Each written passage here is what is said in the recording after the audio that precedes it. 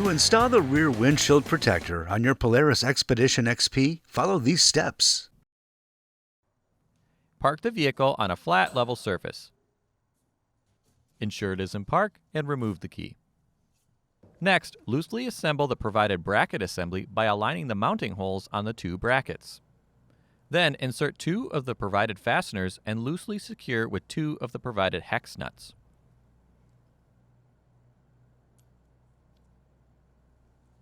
Once complete, repeat this process for the remaining clamp assemblies.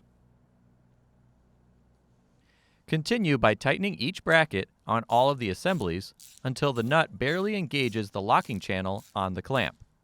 The clamps need to be very loose to ensure the mounts will fit on the ROPs. Next, align the mounting clamp on the back of the protector with the heads on the fasteners facing outward for tightening. Then, loosely install two of the provided fasteners through the front of the protector to secure the clamps.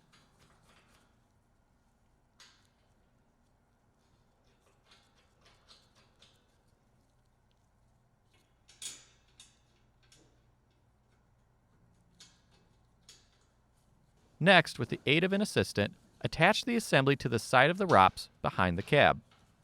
Light force may be required to fit the clamp around the ROPs. Do not tighten the fasteners at this time.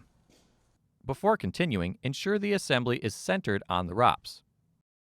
Once in place, tighten all fasteners until fully seated to keep the protector in the desired position.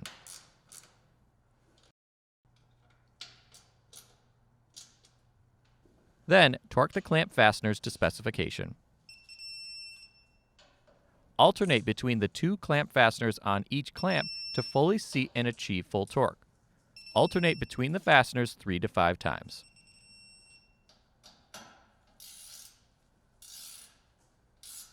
Continue by torquing the protector fasteners to specification.